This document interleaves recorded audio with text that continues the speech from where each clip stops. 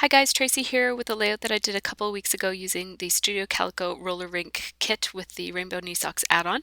Those were a bunch of Instagrams that I have from New York City, and I didn't scrap all of them, I just picked one of them, but I wasn't sure which one I'd start with. So I have all of the pictures in mind, and I'm leaning towards that Empire State Building one, and I'm just flipping through the paper and trying to see which papers are gonna look good with that photo. And at this point, I kind of want to use those speech bubbles, and so I thought I'd go with a gray background, which is some cardstock that came in the kit. And then I'm just going to have a look at how some of the other papers are going to coordinate with that gray. Um, I really like gray and yellow together, but that yellow was too warm. Like the cream in it was not going to look the way that I wanted it to look with the gray. So at this point, I'm trying to decide if I'm going to do a monochromatic look or if I'm going to pick up on the red in the flare, uh, the um, the lens flare, the little circles, which are part of the filter that I put on that photo. Those flares weren't there. And so at this point, I'm thinking about layers that I have already picked out there. And I want to use those speech bubbles, and so I'm going to cut some of them out. And this look that I end up creating is not something that I thought up myself. Somebody else has done this. I know I saw it either in the design team at Studio Calico Gallery. I don't do a good job of keeping track of the layouts that inspire me. I just kind of look around when I have a chance and I never save anything. I just kind of get ideas from everywhere, so it's really hard for me to give credit. But there's lots of people who have done a similar look to this, so I'm definitely not the first person. So you see that I am just fussy cutting around those speech bubbles, leaving a tiny bit of an edge, of a white edge showing. Um, and I do apologize for my voice. I have quite a bad cold today, but I really, really wanted to get this layout posted to YouTube, so I need to narrate it today or I feel like it's just never going to get up. So my apologies on my voice. And I hope I don't have a coughing fit. I'll have to cut it out if I do. Um, so just lots and lots of fussy cutting here. And I didn't really have a good sense of what I was going to put in these speech bubbles. Um, but I knew I wanted to do some journaling in some of them and leave some of them blank. So that's why I picked some speech bubbles that had a fairly bold pattern, and those would be the ones that I would leave blank. And I picked some speech bubbles that had a fairly plain pattern or no pattern at all. And I figured I would do my journaling on the plainer ones. And so I just grabbed a photo there. And now I'm just writing down the lyrics to New York State of Mind, which is a song by Billy Joel. I believe it's by Billy Joel. That's the person who I always associate it with. He might not be the first one who did it, but I think he is. So I thought about writing in red, and I didn't like that idea at all after I tried it out. And so I'm just writing down the lyrics from the song, and I'm using the plainer speech bubbles to do my writing in, as I mentioned before. And I think I'm going to run out of plain ones, so I'm going to end up doing my journaling on one of the patterned ones. I thought about replacing that with a plainer one, and then I thought, no, I think I can just journal over that pattern because it's a fairly light one. And so I wanted my speech bubbles to be pointing in different directions, not all going the same way. So I kind of thought of that as I was picking out which ones I was going to cut. And I wanted to kind of vary the plain ones with the patterned ones. I'm going to pop dot all of the speech bubbles that have writing on them just so that they stand out a little bit. And then I will put the plain speech bubbles that don't have writing on them, which are actually the patterned ones, down with my ATG. So now that I have the speech bubbles all in a row, kind of a vertical line going up the left side of my layout, now I'm going to work on the layers that are going to go around my photo. And I'm just kind of trying to think about what I'm going to do with the placement. I wanted it to be fairly low.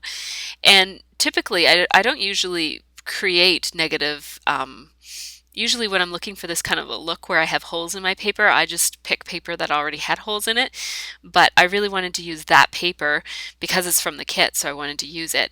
And I just wanted to have that kind of punched hole look in it, so I just ran it through my Big Shot. And I'm going to use the hearts on the layout and then have the negative of those hearts allow that really pretty chevron paper, which is that white and gray chevron by Amy Tan that came in the kit. And so now I'm going to work on embellishing some of those journaling spots that don't have text in them. So I'm going to do that using primarily those puffy stickers from Amy Tangerine. And I thought about using that stamp, that asterisk stamp, but I ended up not. And I need a bit of color up in that top one, so I'm trying to think about how I'm going to do that. And I really wanted to use that. All right, so I decided to use my jewelry tag, which is a Stampin' Up! Tag that I've had for a while now, and that made kind of the perfect sized element to go on that tiny little speech bubble up at the top. I just put some gray and white twine through it, through the hole, and I'm going to outline my hearts. Those are embossed hearts. That Sizzlet that you saw me using earlier with my Big Shot is called Fashionable Hearts, and it's by Stampin' Up! And so now I'm gluing down some of those decorative elements on the speech bubbles that don't have words on them. And I'm going to use that Instagram flare badge. And I wanted to put some color on that other speech bubble. And in the process of peeling off those stickers, I ripped the paper. So I just fixed it there with my Zig glue pen. And I just put a piece of yellow washi tape behind those houses. It just adds a tiny little touch of color. And I'm adding some of those enamel dots in yellow so that, you know, red and yellow become my main colors that I'm using on this layout. Really red is the main one, and then just kind of pops of yellow over here and there. And I put that washi tape just so it's barely poking out of the layers there. And I'm gonna finally glue that picture down, and I'm just using my fingers to ruffle up the edges, the horizontal edges of that cluster of layers. I'm going to use black thread for this one, so I had to change the thread. Sorry about that, guys. And I'm just going to sew right on the layout right through the photo. And then I'm going to also add some more stitches in just with the zigzag, and that's going to end up being right where my letters are, and I'm just pulling up my photo so that the stitching goes under where my photo is instead of going over it. So I'm leaving my threads hanging a little bit. I think I'm going to end up trimming them up a little bit eventually. And so that's the overall gist of the layout, but now I need a few more extra touches, and I really wanted to use that tab stamp. And so I started by stamping it in gray on vellum, which didn't really show up very well, and then I stamped it on with black. And I used stays on the second time around. I wasn't sure. It turns out that the other kind of that the regular dye ink did stick to vellum. I just wasn't 100% sure if it would. So I'm cutting them both out even though I'm not going to use them both. I figured I'd use the other one for Project Life. And I'm just kind of experimenting with which one I wanted to use, but I was pretty sure I'd use the darker one. And so I just stapled it on there and then pulled it up a little bit so it was looking layered as well. And I really like how you can see the red paper through right where the heart is. And I like that look. So, not sure what I'm doing now. Maybe I'm getting some letters, of course. Those are my thickers. And I'm going through and looking for my favorite. I knew I wanted to use these, my favorite Amy Tangerine letter stickers, which are called Goodness. And they're a really nice neutral kind of a letter. And I wanted to do kind of like a tone-on-tone look, so I wanted to have the gray letters on the gray background. And then I forgot about the A because it's a New York state of mind, not just New York state of mind. So I can easily add that A in after the fact. And then I'm going to put state of mind in those gray, basic gray mini letter stickers. I think they're called mini micro mono, or I forget what they're called, but they're by Basic Gray and they're exclusive to the kit, but Basic Gray has lots of letters just like those or very similar to those. So I'm going to put state of mind over those stitching, over that stitching, and I'm putting some pop dots over to the what's going to end up being the left of that, and then I used my ATG gun to the right so that it's sort of popped off the page over by where the clip is, and then it's flat to the page over by the edge. And then I just put my letters on. Decided to trim up that those threads just because I thought they'd be a little distracting with the letters being so light. And so I'm spelling out state of mind there. And then I'm going to put some washi tape, a couple of different kinds of washi tape, and my pin which says Instagram, and that came in the kit.